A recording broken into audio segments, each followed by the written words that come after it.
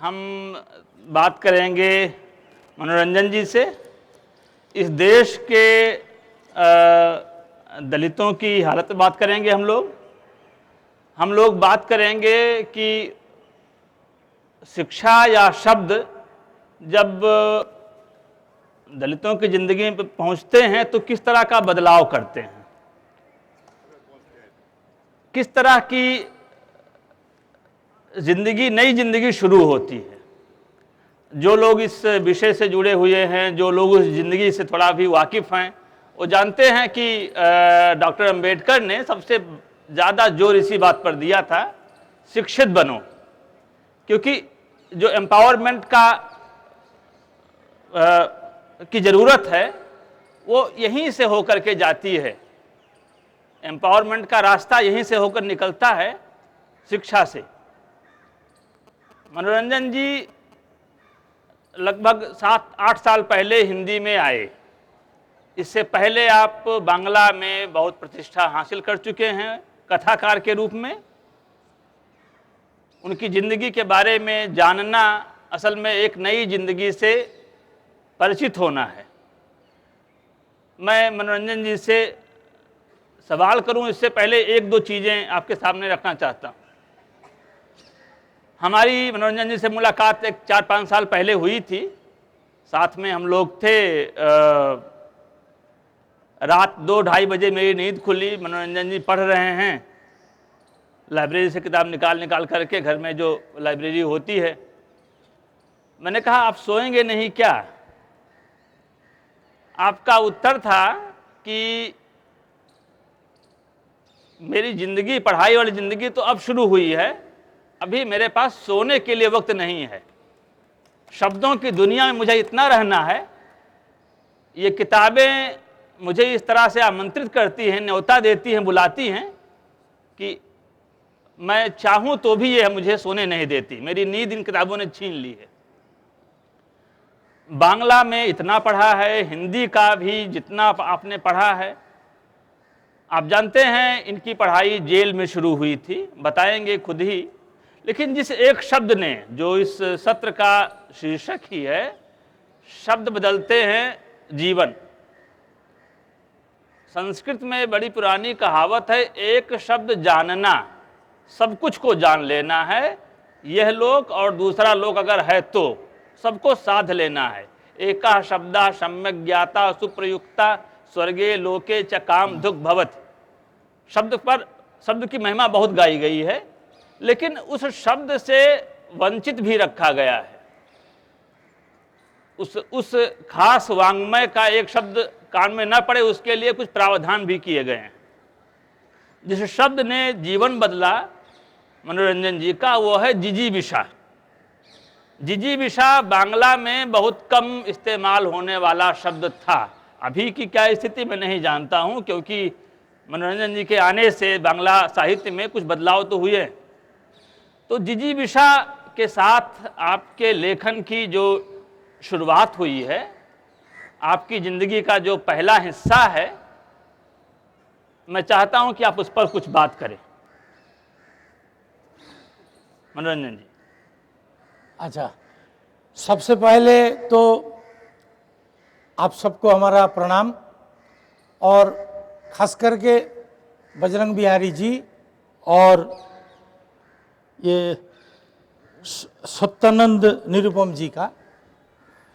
अगर बजरंग बिहारी जी से हमारा मुलाकात ना होता तो सत्यानंद जी से भी मुलाकात नहीं होता, और अगर मुलाकात सत्यानंद जी से ना होता तो हम यहाँ पहुँचते नहीं।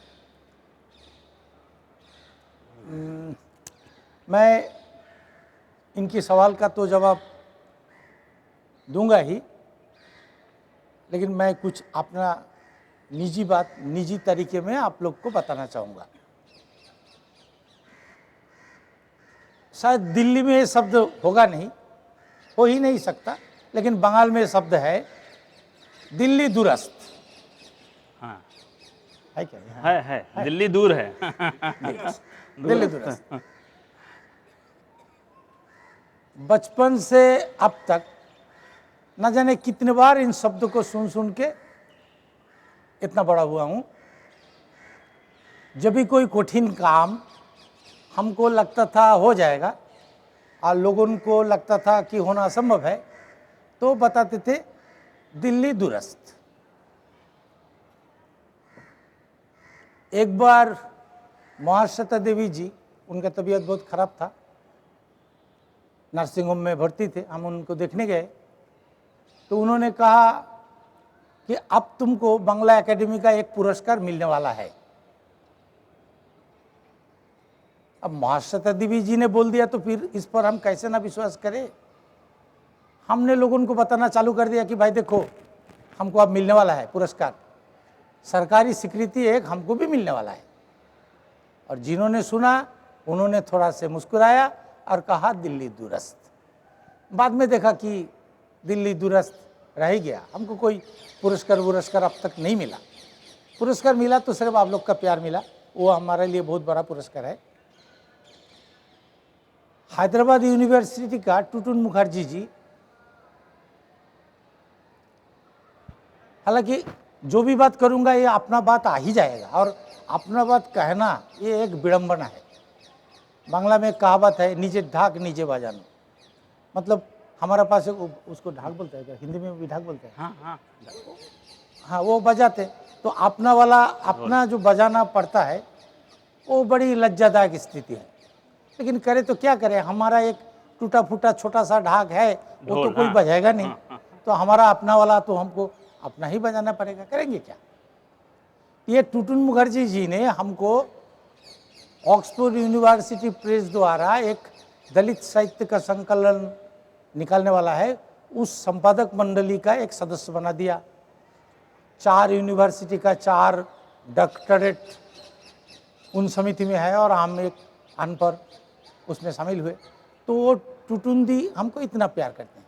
तो एक बार टुटुन दी हैदराबाद से फ़ोन में हमको बोला कि मनोरंजन, तुम थोड़ा महाश्वेता देवी का घर के सामने रुक जाना, हम 4 बजे आएंगे, उनसे मिल लेंगे और तुमसे भी 2-4 बात कर लेंगे। तो हमने कहा क्यों आप आ रहे हैं। तो उन्होंने कहा कि रामाराव फाउंडेशन का ओर से बंगाल का एक राइटर को 1 लाख रुपया और कुछ मानपत्र ये सब देना था। उन्होंने हम ही पर ये हमको ही चुनने के लिए वो लोग ने कहा था, तो हमने महाश्वेता देवी को चुना। उनके अलावा और चुनते तो फिर किसको चुनते, और कोई है क्या। तो हमने कहा देखिए दीदी, महाश्वेता देवी तो महासमुंदर है, कितना नहर नदी नाला से पानी वहाँ आके गिरता है। आपका ये 1 लाख रुपया वाला 1 लोटा पानी वहाँ गिर जाएगा तो समुद्र का पता भी नहीं चलेगा। लेकिन कोई प्यासा ऐसा है, अगर 1 लाख रुपया उसको मिल जाए तो उसका जिंदगी बन जा सकता है 1 ही लाख रुपया में। उन्होंने हमारे बात को समझा। फिर उन्होंने कहा देखो मनोरंजन, तुमको पुरस्कार मिलना नहीं है, मिलेगा नहीं तुमको, असंभव है। क्योंकि पुरस्कार मिलने के लिए अच्छा लिखना ही काफ़ी नहीं, और भी कुछ चीज़ों की ज़रूरत पड़ता है। अब हमें ये नहीं समझ आया अब तक कि और भी इसका मतलब क्या होता है। जिस दिन समझ जाऊंगा शायद मेरे झोली में भी 2-4 पुरस्कार होंगे। अब तक तो नहीं है, क्योंकि अब तक हम और भी का मतलब क्या हम समझ नहीं पाए। तो इसीलिए हमारे पास सब पुरस्कार वो दुरस्त होकर के रह गया। लेकिन ये जो पुरस्कार दिल्ली दुरस्त, अब हम दिल्ली आ पहुँचे, ये हमारे लिए अपने आप में एक बहुत बड़ा पुरस्कार है। जब कल हम एयरपोर्ट से बाहर निकल रहे थे, एक शख्स से हमारा मुलाकात हो गया, डरावना चेहरा था उनका, आप लोग भी उनको जानते हैं। वही आदमी जो वो किशन जी आज़ाद वो दोनों को मार डाले थे, वही आदमी, उनसे हमारे एयरपोर्ट में मुलाकात हुआ। वही आदमी जो प्रणब मुखर्जी को राष्ट्रपति बनवा दिया। प्रणब मुखर्जी जी का बहन का एक लेख हमको अभी अभी कुछ दिन पहले पढ़ने को आया, तो उसमें लिखा है कि प्रणब मुखर्जी राष्ट्रपति भवन की ओर ताकते थे और बोलते थे कि राष्ट्रपति का घोड़ा बन जाऊं तो जीवन है सार्थक बन जाएगा। तो वो व्यक्ति सुना वो बात को और कहा बेटे थोड़े दिन रुक जा, तेरे को मैं राष्ट्रपति ही बना दूंगा, और उन्होंने दिया। उसी व्यक्ति ने लालू प्रसाद जी को जेल में डाल दिए। इतना ताकतवर है, आप सब जानते हैं उनको। अब उसी से हमारा मुलाकात हो गया। हमको पूछा क्या रे तो कैसा है, तो हम कहाँ डरने वाला था, डर नाम का चीज़ तो हम जानते ही नहीं। हम भी उनको उसी की आवाज़ में हमने जवाब दिया, बहुत अच्छा हूँ। उन्होंने कहा क्या बेटा तू कैसे अच्छा है रे, तेरा 2 जून खाना ना नसीब हो, इस बंदोबस्त हमने कर दिया था। बचपन में जब छोटे छोटे बच्चे स्कूल में जाते हैं, तेरे को हमने मजबूर किया गैया बैला चराने के लिए, जादवपुर स्टेशन में अंगोछा बिछा करके ईटा सर में रख के सोने के लिए तेरे को मजबूर कर दिया। जिंदगी भर तेरे को ऐसा बिताना पड़ा, जेल में भी कई बार डाला तेरे को, फिर भी तू अच्छा है कैसे बोला। हमने कहा हम अच्छा है। वो जो व्यक्ति है, ज़्यादा ताकतवर लोग जो होते हैं वो थोड़ा मूर्ख टाइप के होते हैं। वो मूर्ख था, उनको पता ही नहीं था कि वो जहाँ जहाँ हमको कमजोरी बनाने का प्रयास किया, उसी कमजोरी को हमने अपना ताकत बना लिया। वो हम डाला था, वो क्या सोचा था, मर जाऊंगा, खत्म हो जाऊंगा? नहीं। जब हम जेल में गए तो देखे यहाँ 2 जून खाना मिलता है गर्मा गर्म, बाहर में तो वो नहीं मिलता है। सर के ऊपर में एक छत है, बारिश में भीगेंगे नहीं, धूप नहीं लगेगा। फिर बीमार हो जाता है तो थोड़ा बहुत इलाज भी वहाँ मिलता है। बाहर में तो हमारे जैसे लोगों को वो मिलता ही नहीं है। हमारा एक बहन जो है वो भूखे मर गए थे। हमारे पिताजी का बीमारी में इलाज नहीं करा सके, मर गए। माँ का पास एक कपड़ा नहीं था जो पहन के घर से बाहर आ सके, अंधेरी घर के अंदर में छिप के रहना पड़ता था। तो उसी परिवार से हूं मैं। लेकिन जब जेल गया तो देखा अरे, और यहाँ तो जितने लोग देखते हैं, अभी थोड़ी देर पहले एक व्यक्ति एक वक्ता बता रहे थे कि आप सब मध्यवित्त वर्ग के हैं, तो आप लोग के पास तो ये समस्या नहीं है। मैं लेकिन जो रोकूंगा, लोग जानना चाहेंगे कि आप जेल गए क्यों। अच्छा वो तो बताऊंगा ना। जेल में पूजा पाठ तो नहीं किए, वो क्या किए वो तो बताऊंगा। तो कहाँ से शुरू किया और कहाँ चला गया, क्या बता रहे थे हम? नहीं, आप जेल गए। तो जेल में जब गए तो देखिए अरे, और जितने गरीब लोग हैं भूखे, वो जो स्टेशन के बाहर देखते हैं, ये दिल्ली में भी हमने देखे, हाथ फैला के खड़ा है, 2 रुपया दो, 2 दिन से भूखा हूँ। उसको मैं ये बताना चाहूँगा, परामर्श उसको हिंदी क्या होता है, कि अरे भाई जेल क्यों नहीं जाते हो, जेल चले जाओ, वहाँ तुम्हारे लिए गर्मा गर्म खाना बना के रखा है, वहाँ जाओ आराम से खाओ पियो जियो, क्या बाहर में तुम भुकाऊं कर रहे हो। किसी का पेट में भोग दो ना एक चाकू। अगर उतना भी डर लगे तो किसी पुलिस थाने के सामने जाकर के माओवादी जिंदाबाद एक बार बोल दो ना, जेल चला जाओगे। तो तुमको खाना पीना तो वहीं पर नसीब हो जाएगा। तो तुम काहे को रास्ते में खड़े होकर के 2 दिन खाया नहीं, 3 दिन खाया नहीं कर रहे हो। तो जेल में हमने उस समय देखा कि दिन भर कोई काम तो है नहीं, खाओ और थलिया बजाओ और गाना गाओ, पड़े रहो। तो वो समय को हमने काम पे लगाया, उसको भरपूर इस्तेमाल किया, लिखाई पढ़ी सीखे। एक शख्स से हमारा मुलाकात हो गया था जिनका 60-62 साल उम्र है, जिनका आधा उम्र जेल में ही गुजरा, बार बार, एक बार में नहीं। वो जेल आते और जाते थे और बड़ी दुख के साथ बताते कि अगर जितना दिन हमने जेल खटे, अगर सरकारी नौकरी करते तो अब तक रिटायर हो गया होते और पेंशन मिलता। उतना पढ़ा लिखा था वो आदमी में, लेकिन उन्होंने चीटिंगबाजी का वही पैसा अपनाया था। कभी कभी ज्ञान आदमी को भूल रास्ते में भी ले जाते हैं, और ज्ञान का स्पृहा भी कभी कभी आदमी को भूल रास्ते में ले जाते हैं। आप सब तो आंगुलीमाल का कहानी जानते ही हैं। उनके पास ज्ञान का तृष्णा इतना प्रबल था कि उनको किस रास्ते में ले गया था। तो उसने जिस दिन हम पहले जेल में घुसे, अच्छा इससे पहले बता दूं कि मैं जेल में क्यों गए थे। जिस तरह का जीवन हमारा बीता, अच्छे काम तो कुछ करने वाला ऐसा तो परिस्थिति हमारा था नहीं, लेकिन हमारा अंदर में हो सकता है किसी किसी का जीन में होता होगा, वंश में होता होगा, क्यों हर कोई तो जेल जाता नहीं उसी परिस्थिति में भी, लेकिन कोई कोई जाता है। तो हमारे अंदर में एक गुस्सा था, इतनी ऊंची ऊंची बिल्डिंग लोगों को और हमारे पास कुछ नहीं है, क्यों नहीं है, ये जब हम सोचते थे। रास्ता इस पर से उस पर जाऊं, जा नहीं सकते, इतना लंबा गाड़ी का लाइन, लेकिन हमारे पास कुछ नहीं है, क्यों नहीं है, ये सब हम जब सोचते थे। और वो सोच हमको एक रास्ता दिखाया समझने के लिए, वो लोगों ने हमको हमारा बुद्धिवृत्ति का कुछ उनके ओर से एक विकास किया, इसके लिए हम उसको समझ पाए थे कि ये सब क्यों है। तो वो गुस्सा जो है हमारा अंदर, हमको चैन से सोने बैठने और खाने नहीं देते थे। हम कुछ कर रहे थे अपने तरीके में, इसको कोई तो बोलेगा एक गुंडा था, कोई बोलेगा नक्सलवादी था, कोई बोलेगा क्या था, हम क्या थे पता नहीं, लेकिन हम गुस्सेल थे। तो ये गुस्सेल होने के कारण हम किसी को मारे थे, उसके लिए हमको जेल जाना पड़ा था। तो जब हम जेल गए 148, 149, 307, 3+2 ये हमारा केस था। तो जब हम जेल गए तो पहला बार गए, उसके बाद में और भी कई बार गए, लेकिन वो पहला बार था तो हम बहुत रो रहे थे। तो उस शख्स ने हमको कहा कि भाई क्यों रो रहे हो, रोने से तुमको ये लोग तो छोड़ेगा नहीं, जेल में तुम्हारे जैसे कितने आदमी रो रो करके मर गए,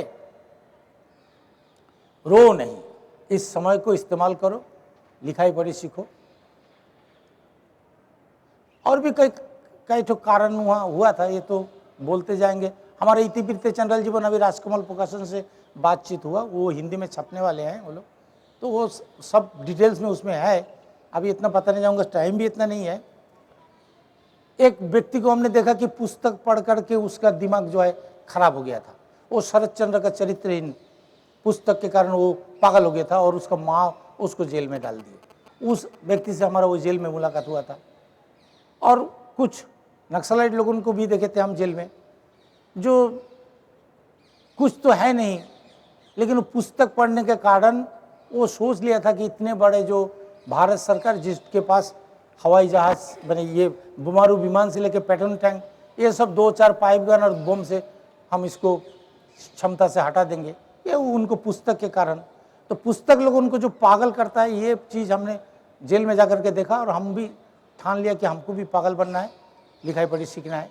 तो हमने वो जो हमारा जिनसे हमारा मुलाकात हुआ था, हमारे गुरुजी, उन्होंने एक लकड़ी का कुटका तोड़ के लाया और मिट्टी में पहले अ आ क ख ये सब अक्षर हमको लिखने को सिखाया। और फिर बाद में एक सिपाही हमको एक बक्सा चौक ला के दिया था, और उसके बाद में कुछ कागजात पेन में हमने वो जेल में उस समय, अभी है कि नहीं पता नहीं, जेल में उस समय ब्लड देने से पैसा मिलता था 20 रुपया, तो उसमें हम कागज मंगाए थे और जेल में हमने लिखाई पढ़ी किए। इतना विद्या हमने जेल में प्राप्त किए थे कि एक पुस्तक हम जुक्ताक्षर वर्जित वो हम पढ़ सकते थे। तो जेल में हमने पहले जो पुस्तक पढ़ा वो मनोज बसु का निशी कुटुंब और जरासंध का लौह कपट। और जेल से बाहर आने के बाद में जेल के ऊपर में लिखी हुई बहुत सारी पुस्तक हमने इकट्ठा किए थे। अभी जया दीदी, यही पहली बार हमारा मुलाकात हो रहा, ये जया दीदी का पुस्तक जो है हम जेल से आकर के पढ़े। मीनाक्षी सेन का, अजीजुल हक का, मेरी टेलर का, ये सब पुस्तक बाहर में आकर के हमने उसको जुगाड़ करके पढ़े। जेल के बारे में लिखे हुआ मणिकुंतल सेन, हाँ, ये सब हम जेल पर लिखा हुआ जितना पुस्तक था वो सब जेल से बाहर आके हम पढ़े। और उसके बाद में हमने पढ़ना शुरू किया। जेल में हम जहाँ रहे नक्सलाइट लोगों के साथ थोड़ा ज़्यादा मेल मिलाप था, तो महासती देवी का नाम जो है बहुत ज़्यादा सुनते थे, तो उनका पुस्तक बहुत बहुत ज़्यादा हम पढ़ते थे। तो जेल से बाहर आने के बाद में, अब जेल में तो गर्म खाना रखा है हमारे जैसे लोगों के लिए, बाहर में तो कोई रखते नहीं, तो वहाँ तो कुछ तो करना पड़ेगा, तो रिक्शा चलाते थे। तो एक बार रिक्शा में एक सवार हुए ज्योतिषराय कॉलेज विजयगढ़ नाम का एक जगह से, और उसकी थोड़ी देर पहले एक पुस्तक, तो 1-2 दिन पहले एक पुस्तक हम पढ़े थे जिनमें ये जिजीविषा शब्द था। वो पुस्तक था चाणक्य सेन का पिता पुत्र, उस पुस्तक में ये शब्द था। तो वो जिजीविषा शब्द का जो अर्थ है हमको मिलता था नहीं, लोगों से पूछ रहे थे, तो बंगाल में किसी को जिनसे पूछे उन लोगों को ये शब्द के बारे में पता नहीं था। तो महासती देवी को देखा तो हमको लगा कि ये शिक्षिका है, तो शायद ये हमको बता पाएंगे। तो फिर उनसे हमने पूछा कि दीदी ये जिजीविषा शब्द का अर्थ क्या है। अभी तो ये शब्द का लेकर के इतना बड़ा कार्यक्रम इतना दिन से चल रहा है, तो ये एक जिजीविषा शब्द जो है वो हमारा जीवन बदल दिया, और हम यहाँ बैठे हैं और आप लोग हमारे बात को सुन रहे हैं, वो वही शब्द का कारण। एक शब्द वंदे मातरम कितने लोगों को फांसी तक जाने निडर बना दिया, एक इनकलाब जिंदाबाद।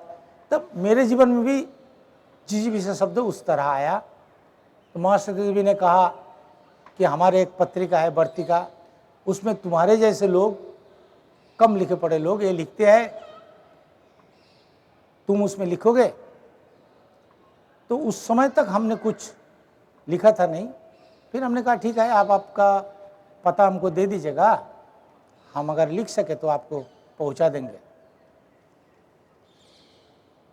तब जब उन्होंने अपना नाम एक छोटा सा कागज का टुकड़ा में लिख के दिया, तो देखा ये है महासती देवी, और जिनका पुस्तक अभी भी हमारे रिक्शा के गद्दी के नीचे पड़ा है, वो उन्हीं का लिखा हुआ है। वो उस पुस्तक का नाम था अग्निगर्भ। तो फिर वर्तिका में जब मेरा लेख प्रकाशित हुआ तो जुगांतर पत्रिका उसका रिव्यू किया, और हम देखे कि ये हम एक रिक्शा वाला है, जिस तरह का जीवन हम जी रहे हैं, लोग तो कोई इसको तो सम्मान तो देते नहीं है। रिक्शा वाला का नाम पे बहुत सारे बदनाम भी होते हैं, जानते भी नहीं हैं, जानते भी नहीं है। उनका नाम तो भी नहीं देखा कि होता। एक लेख छप गया और पेपर में एक बार मेरे नाम आ गया, तो लोग हमसे अच्छे बर्ताव करने लगे, अच्छे व्यवहार करने लगे, पूछने लगे हमारे को। तो हमारा एक निशा सा आ गया कि अगर एक लेख में ऐसा हुआ तो 10 लेख अगर छप जाए तो क्या होगा। तो हमने वो बस लिखना शुरू किए, और लिखते लिखते अब तक तो 10-12 उपन्यास लिख चुके हैं, 101 कहानी लिख चुके हैं, कुछ हिंदी में कुछ अंग्रेजी में भी ट्रांसलेट हुआ। और हमारा इतिवृत्त चंद्रल जीवन अभी तो बंगाल में 5000 से ऊपर कॉपी बिक्री हो गया, राजकमल से भी अभी बातचीत हो गया, और अंग्रेजी में भी ट्रांसलेट का काम चल रहा, वो भी हो जाएगा। तो फिर यही एक शब्द हमारा जीवन में इस तरह की प्रभाव। जिजीविषा ने आपको बदल करके रखा, आपने जिजीविषा को बदल करके रखा, दोनों ने एक दूसरे को बदला। अगला जो सवाल आपसे बनता है, आपकी एक पहचान राष्ट्रीय स्तर पर दलित साहित्यकार के रूप में है। आपकी जो पहचान बनी है उससे पहले वो साहित्यकार की बनी है। ऐसा साहित्यकार जो श्रमजीवी है, जो रिक्शा चलाकर कमाता है, रिक्शा वालों की ज़िंदगी पर लिखता है। महाश्वेता देवी से जब मेरी बात हुई आपको लेकर के, तो उन्होंने कहा मैं दलित साहित्य जैसा कुछ मानती नहीं हूँ, इस तरह का बंटवारा मुझे नहीं मंजूर है। साहित्य होता है, दलित और गैर दलित क्या कर रहे हैं आप। मैंने कहा भाई जिस तरह से आप कहती हैं ये इंडियन लिटरेचर है, ये नॉन इंडियन है, यूरोपियन है, वैसे ये भी मान लीजिए, वहाँ तो आप बंटवारा करती हैं। लेकिन वो उन्होंने स्वीकार नहीं किया। आपका सबसे गहरा, सबसे नज़दीकी रिश्ता रहा है महाश्वेता देवी के साथ में। इस दलित साहित्य का जो एक नई धारा चली है, इसकी स्वीकृति, इसकी मंजूरी आप देते हैं तो किस रूप में देते हैं, ये अलग होना चाहिए तो किन आधारों पर अलग होना चाहिए। और सबसे बड़ी बात, बांग्ला का जो दलित साहित्य है जिसके बारे में हिंदी में कम जानकारी है, मराठी के बारे में जानकारी है, तमिल के बारे में जानकारी, जो बहुत दूर का मामला है, लेकिन बंगाल में जो दलित साहित्य लिखा जा रहा है बांग्ला में, उसके बारे में हिंदी में तो सामग्री भी बहुत कम है और जानकारी बहुत कम है, उसके बारे में आप कुछ बताएं, इस समय क्या स्थिति है? अच्छा, एक तो पहले मैं अपना बात थोड़ा छोटा सा एक बता दूं, फिर इसके बाद बताऊंगा। जब से मेरा लेख छपने लगे, लोग लेखक बोलने लगे, तो हमने सोचा कि भाई हम लेखक बन गए तो जहाँ लेखक लोग रहते हैं उनसे जाए, मिले, उनसे कुछ सीखे, क्योंकि हम बहुत देर से शुरू किए, हमको सीखना ज़्यादा जरूरी था। तो लेखक लोग कहाँ रहते हैं, हम हमारे जितना जानकारी है कहाँ रहते हैं, कॉफ़ी हाउस में बहुत ज़्यादा रहते हैं। तो कॉफ़ी हाउस में मिलने के लिए गए वहाँ लेखक लोगों से। तो फिर एक कौन है, मनोरंजन व्यापारी है। तो फिर वो लोग बोलने लगे ये तो लिखते हैं लेकिन ये तो दलित है, ये दलित है, मतलब उनके साथ में पास में बैठने के लिए हम योग्य नहीं है क्योंकि हम दलित हैं। फिर हम सोचे ठीक है, हम तो दलित हैं, तो दलित लेखन के क्षेत्र में जो लोग हैं वहाँ जाए, देखिए वो लोग क्या करते हैं।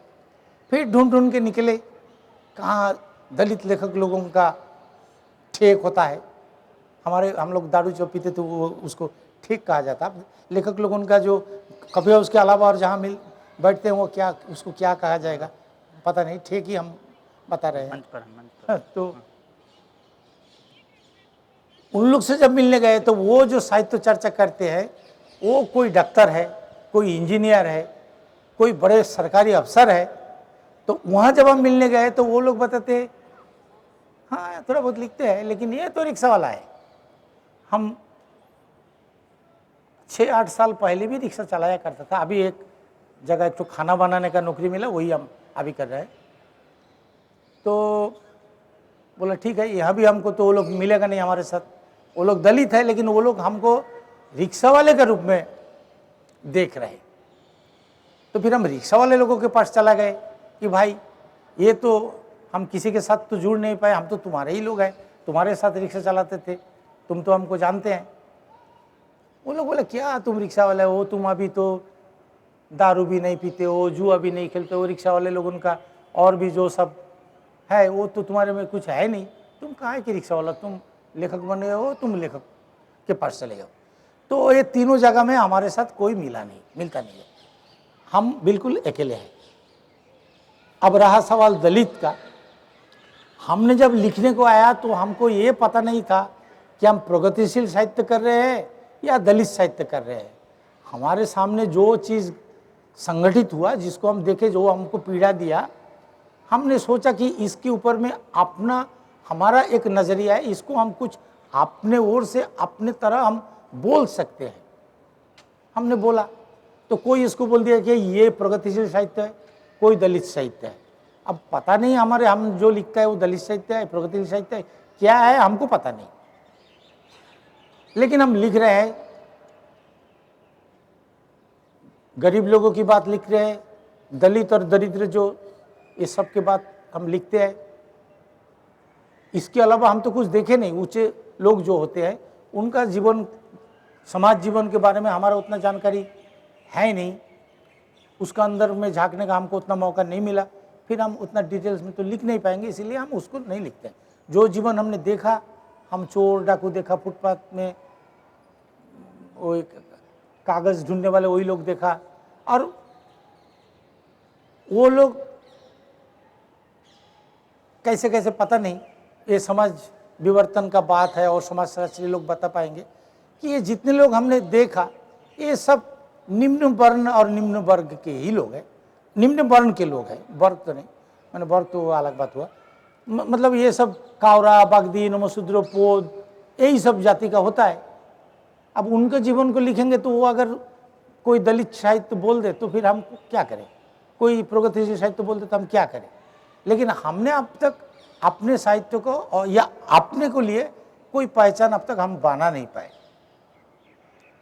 बंगाल के जो दलित साहित्य है, जो दलित साहित्य के बारे में हमने बाद में जो जानकारी प्राप्त की है, दलित द्वारा लिखित दलित जीवन विषयक पर जो साहित्य हो उसको दलित साहित्य कहा जाता है। अब बंगाल के दलित साहित्य उतना महाराष्ट्र और गुजरात जैसे जगह में जो दलित साहित्य का जितना जिस तरह उभरा बंगाल में क्यों नहीं, इसके सबसे बड़ा कारण है ये देश विभाजन। बंगाल में जो नमशूद्र नाम का जो दलित श्रेणी है, ये सबसे पहले इनकी इस श्रेणी ये नमशूद्र में हरिचंद ठाकुर और गुरुचंद ठाकुर, ये दोनों ने शिक्षा विस्तार के लिए बहुत प्रयास किए और ये नमशूद्र लोग सबसे पहले। Best way of talking about it is the title itself, शब्द बदलते हैं जीवन, सच है। आज हम आपकी मुलाकात कराएंगे मनोरंजन व्यापारी जी से, जो हम सब के लिए एक मार्गदर्शन से कम नहीं है। ये बांग्ला के प्रसिद्ध लेखक हैं जिन्होंने दृढ़ता से हर मुश्किल का सामना किया है और विजयी उभरे हैं। Join us in listening to a tale of the triumph of human creativity and spirit. मनोरंजन व्यापारी जी, please give him a big hand. इनके साथ मैं आमंत्रण करना चाहूँगी बजरंग बिहारी तिवारी जी का, जो बहुत ही जाने माने लेखक हैं। दलित लेखों और आधुनिक संस्कृत साहित्य में उनका काम सुप्रसिद्ध है। Thank you very much. 149 जबरदखल कॉलोनी बना, जिसमें ये ऊंची जाति के लोगों को रहने के लिए सरकार की ओर से मदद किया। लेकिन जो कावरा बागदी और नमशूद्र और पोंडो क्षत्रिय ये जो लोग थे, इनको रिफ्यूजी कैंप में पहले डाला। उसके बाद में अंडमान, नैनीताल, दंडकारण्य ये सब बिखर गए और बिखर जाने ऐसे ऐसे जगह में जहाँ इनको डाल दिए जहाँ जीवन धारण करना इनके लिए दुभर था। तो ये सबसे पहले इनका उस समय जीऊँ कैसे, बाल बच्चे को जिंदा कैसे रखूं, ये समस्या उनके सामने था। तो जब तक वो अपने को आर्थिक स्थिति मजबूत करे, इतने में बहुत सारे समय बीत गया, लगभग 50 साल बीत गया। अभी 50 साल के बाद में जब उन लोग का आर्थिक स्थिति कुछ सुधरा, कुछ शिक्षित बने, कुछ अच्छे नौकरी। अभी अभी एक मित्र से हमारा परिचय हुआ है जो हमारे ही साथ एक रिफ्यूजी कैंप में रहा करते थे, बाद में उन्होंने दंडकारण्य भी गए और अभी बहुत अच्छा नौकरी मिला, तो अभी दिल्ली का निवासी है। तो ये लोग जो है अभी साहित्य के क्षेत्र में आए, तो आए हैं वो भी तो ज़्यादा दिन हो नहीं पाए, 10-12 साल। और 10-12 साल के अंदर में जो शुरू किया, जो साहित्य 50 या 100 साल से चले आ रहा है, उसके साथ बराबरी नहीं कर पा रहा है। ये उनका अपना कमजोरी है, देश विभाजन के कारण हुआ है। जब भी बात होती है, ऐसा था कि नमशूद्र जो जाति थी, जब बंगाल एक था तो ये खेतीहर जात थी, इसके पास ज़मीनें थीं, मतलब भर के इसमें लोग संपन्न थे, खाते पीते लोग थे। बंटवारा हुआ, अपनी ज़मीन छोड़नी पड़ी, अपना घर छोड़ना पड़ा, अपनी संपत्ति छोड़नी पड़ी। अचानक वो जो ठीक ठाक ज़िंदगी जी रहे थे, अचानक वो ज़मीन पर आ गए, कुछ नहीं रह गया। तो सबसे ज़्यादा जो घाटा हुआ इस बंटवारे का, तो वो ईस्ट बंगाल के दलितों को हुआ। इधर आए, दंडकारण्य में गए, वहाँ पानी ही पानी था, दंडकारण्य में पानी की बूंद नहीं।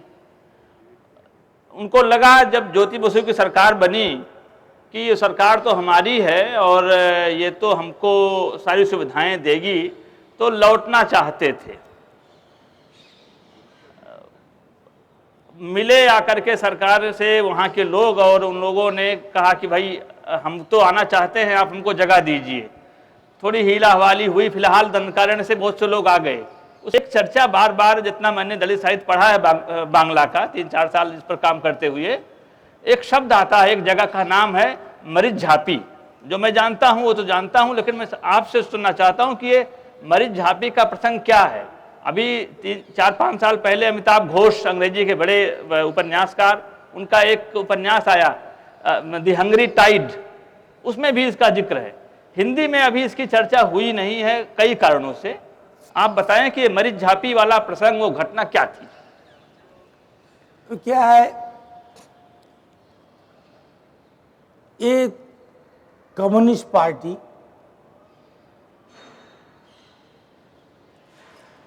जिस समय देश बंटवारा हुआ, इस समय ये पार्टी का तो कुछ नेता ही थे, कुछ पत्रिका ही थे, आम जनता में इनका इतना खास प्रभाव तो था नहीं।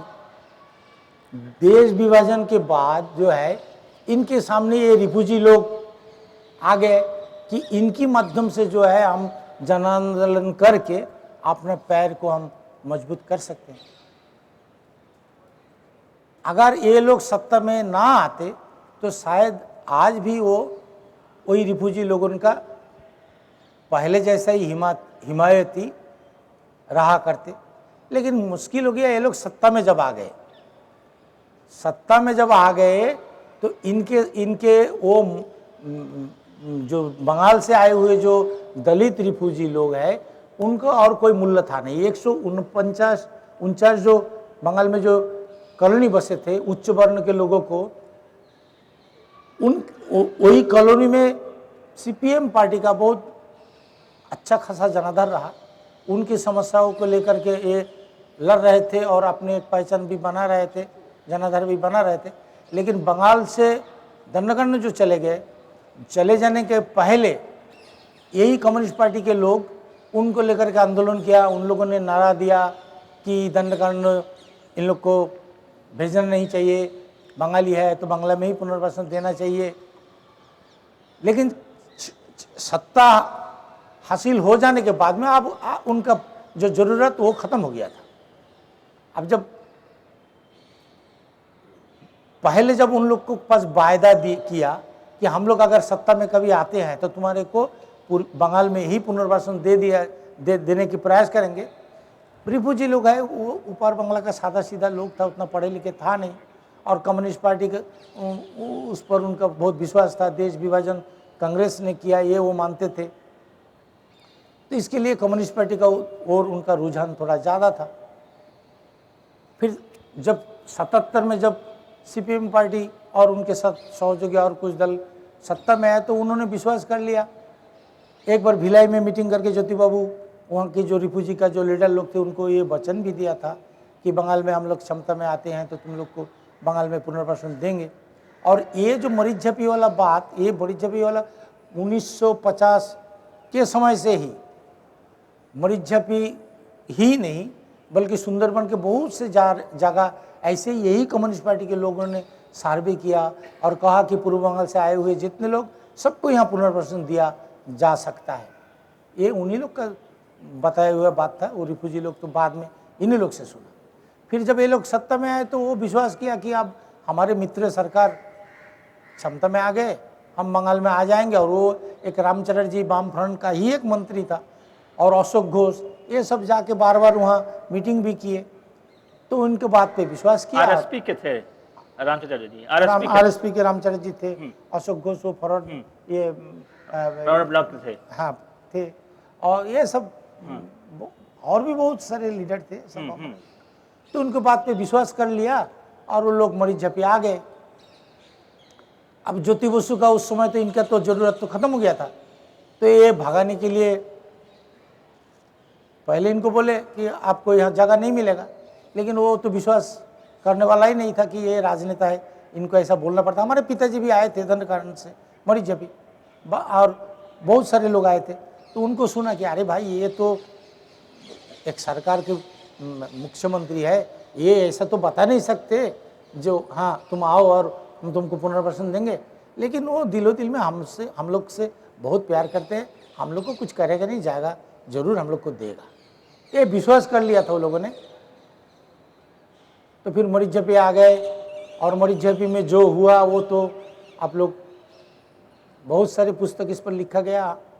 लेकिन लोग मानते हैं कि अंग्रेज़ के ज़माने में जलियांवाला बाग में जो जिस तरह का हत्याकांड हुआ था ये उससे बहुत ज़्यादा ही है, कम नहीं।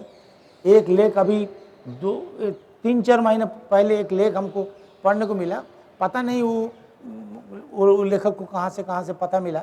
उन्होंने कहा 4728 लोगों को मार दिया गया था, जिसको कुछ पेट फाड़ के समुद्र में डुबो दिया, कुछ को शेर का वो जो मुंह में वहाँ जंगल बहुत, और दी रॉयल बंगाल टाइगर मशहूर शेर है वहाँ का, उसके सामने डाल दिया वो लोग।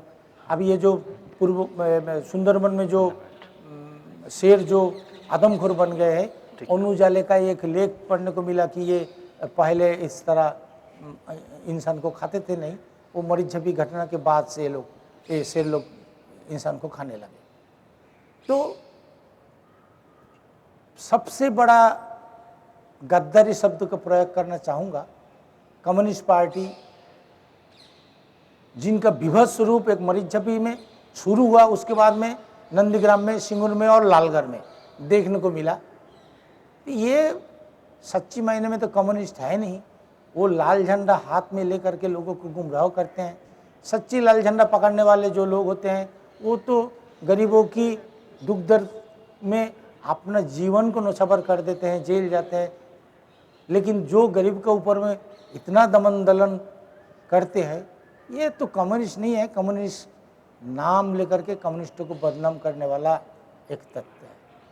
जो कम्युनिस्ट विचारधारा है उसको आप कितना पाते हैं अनुकूल दलित या इस समाज के गरीबों के उत्थान के लिए? वो भी दुश्मन है या पार्टी दुश्मन है? नहीं, एक तो अब ये पार्टी वाले लोगों की बात छोड़ दे, हम मार्क्सवाद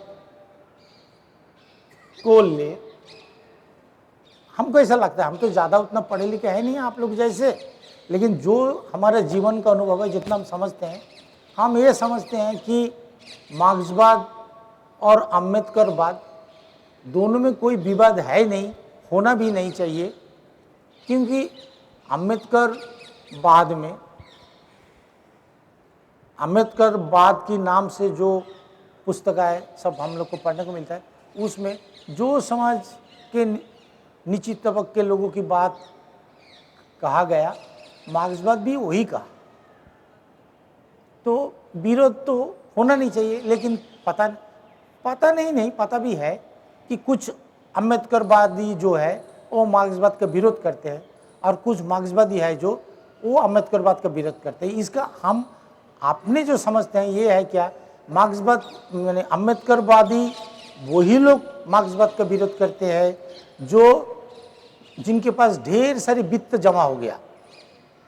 उनको समाज क्रांति का तो ज़रूरत है नहीं, क्योंकि अगर समाज में क्रांति हो जाएगा तो उनको कुछ मिलने वाला है नहीं, बहुत कुछ होना पड़ेगा।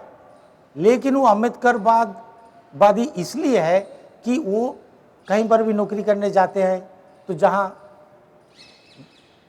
अकेले वही होंगे दलित समाज से और बाकी सब हो गए उच्च वर्ण के, तो वो उनको उतना सम्मान देता नहीं है। उनको जाति को लेकर के ये लोग परेशान करते हैं, कुछ छोटा बड़ा बात भी बोलते हैं। तो उसको लगता है कि हाँ, अम्बेडकरवाद होना चाहिए, राज कार्य में हो, हर काम में हो, दलित की संख्या बढ़ना चाहिए ताकि हम उस ऊंची जाति के लोगों से मुकाबला कर सकें। लेकिन समाज क्रांति के नाम पे वो इसलिए डरते हैं कि उनके पास जितना पूंजी अब इकट्ठा हो गया, अगर क्रांति कभी हो जाए तो उनको भी बहुत वो सब चीज़ रहेगा नहीं। अभी हम तो सल्लेक में जाके देखा, एक एक दलित ऐसा है जिनके पास पता नहीं 50 करोड़ का उनके पास वित्त होगा, तो वो काहे को क्रांति की बात करेंगे।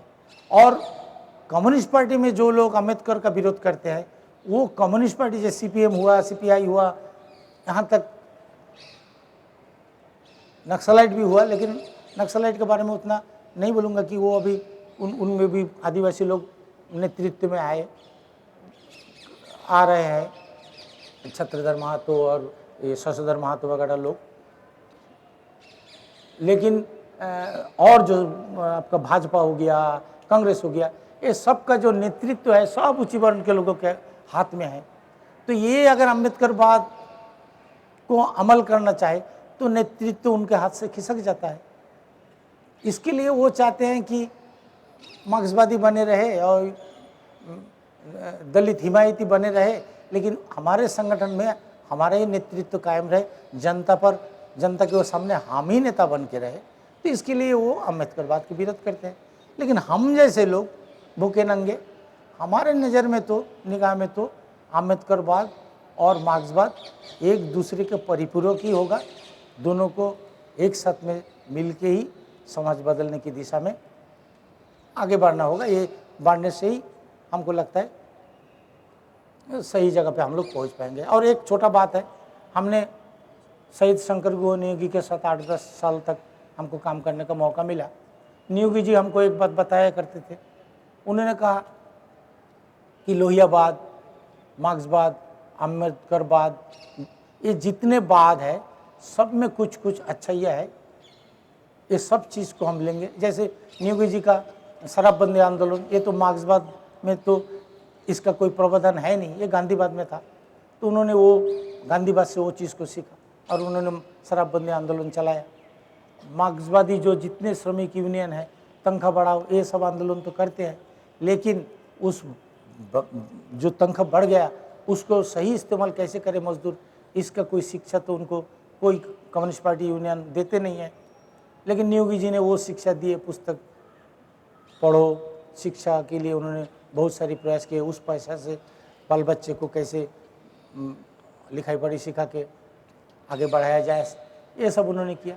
तो हमको भी ऐसा लगता है कि ये जो और जो दूसरे जो मतवाद है वो सब आप लोग चर्चा करते हैं, आप लोग पढ़ते हैं, आप लोग जानते हैं, लेकिन थोड़ा बहुत जानकारी अम्बेडकरवाद और मार्क्सवाद बारे में जितना है, हमको लगता है कि दोनों में अच्छा यह है, इसको ले करके सही दिशा में आगे बढ़े तो हमारे इस देश का दलित और दरिद्र का हित हो सकता है। जाति और वर्ग दोनों सच हैं और दोनों सच को एक साथ जोड़ना चाहिए, आपका कहना ये है।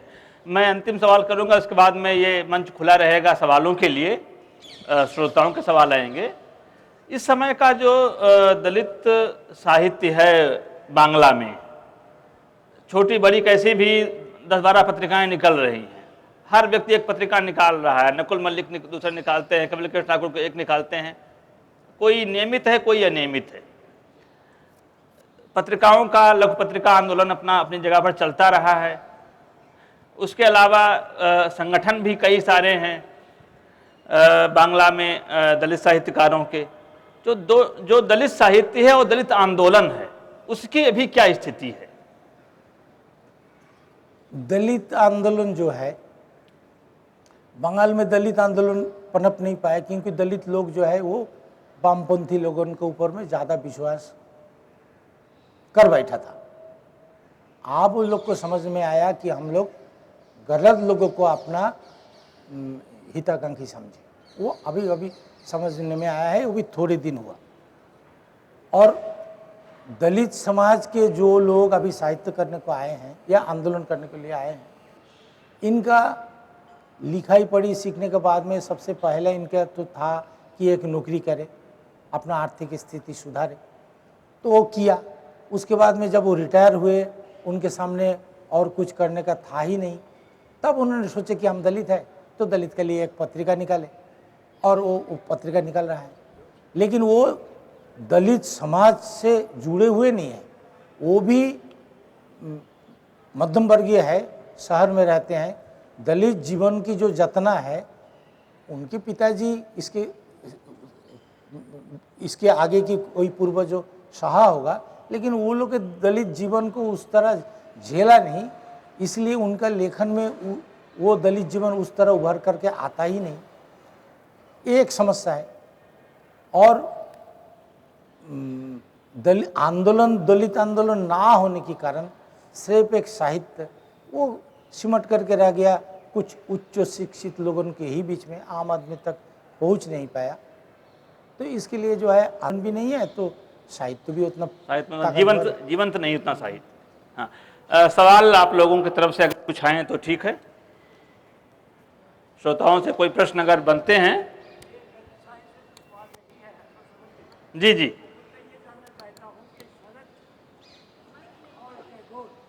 शरद और टैगोर जी,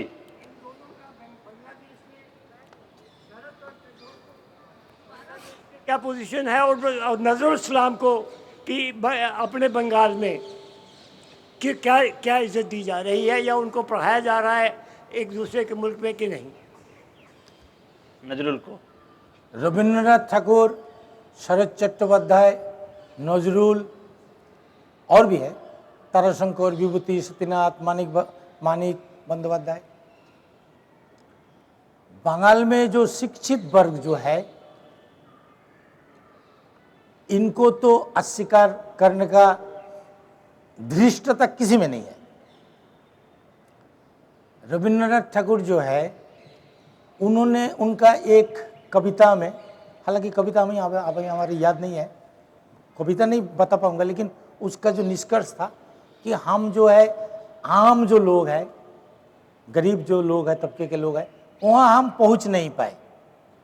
उन्होंने खुद अपनी ही एक कविता में लिखे हैं, हमारे जया दीदी है, बताएंगे। और हम हमारे एक ये हो गया कि हम जहाँ गलत करेंगे, हमारे बंगाल से है जया दीदी, बहुत बंगाल की, तो हमारे कहीं कुछ भूल हो गया तो बता देंगे।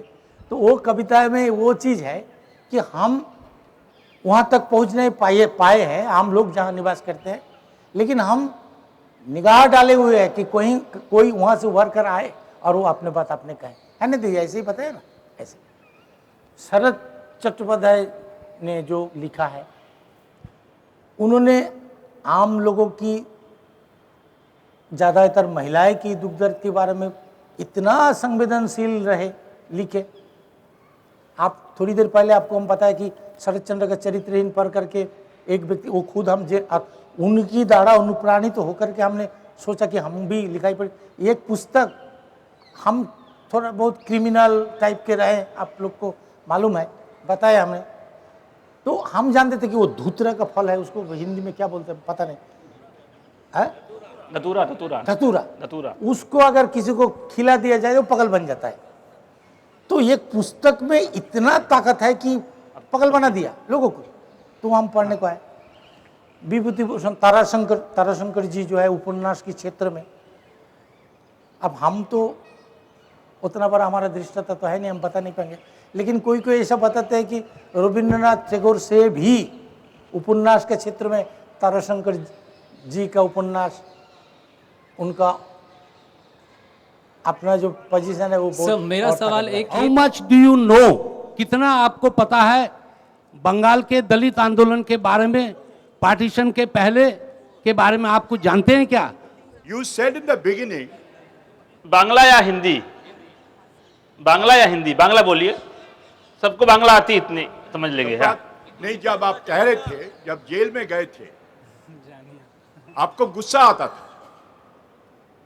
गुस्सा, जो लोग आपको रास्ते में चलना नहीं दे रहा है, बड़ा बड़ा मकान है, बड़े बड़े गाड़ी है। आप आज तक जितने लेख, मैंने पढ़ा नहीं आपका लेख, जो लेख किए हैं, उसमें क्या ये गुस्सा उभर के आता है कहीं कि ये गुस्सा क्या कोई राजनीतिक दृष्टिकोण से होता है, न गुस्सा ऐसे ही चले जाता है? सवाल बहुत अच्छा है। हमारे लेख जिन्होंने पढ़ा नहीं, बहुत संक्षेप में। हाँ, इनको तो, लेकिन जो पढ़े हैं, आप में से कोई ऐसे हैं यहाँ रिवाज पढ़े हैं? एक भी होंगे, हमारे हिंदी में ट्रांसलेट हुआ था रिवाज को, आप लोग पढ़े कोई?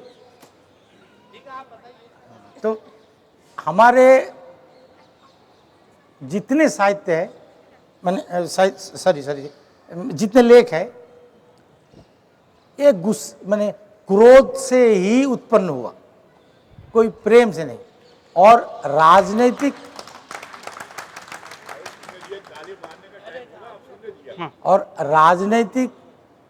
आखिर होता क्या है? राजनीति तो जीवन की सुंदर बनाने के लिए एक दिशा, अब उसको राजनीति नाम दे दे, राजनीति नहीं, जरूरत नहीं। हमारा जीने का नीति, हम जी चाह रहे हैं, हमारे जीने के रास्ते में कुछ रुकावट आ रहा है, वो रुकावट जातिगत रूप से आ रहा है, अर्थनीतिक रूप से आ रहा है, तो उस पर तो हम हथौड़ा मारेंगे यार, वो मार ही रहा है। हम हमारे लोग लेख जो पढ़ते हैं, हमको एक अलग से, जया दीदी हम बैठे हैं, बंगाल से आए हैं जब, और एक दीदी को वहाँ देख रहे हैं, ये बंगाल से आए हैं, तो ये अलग जो एक पहचान हमारा इसलिए बना कि लोग बोलते हैं कि जिसके पास प्यार नहीं वो साहित्य नहीं कर सकता, लेकिन हमारे पास प्यार नाम का कोई चीज़ था ही नहीं, सिर्फ था तो क्रोध ही था। उस पर हमने जो कुछ किया, लोगों ने सहारा, लोगों हमारे अपना पाठक वर्ग बन गया, बस यही हमारा।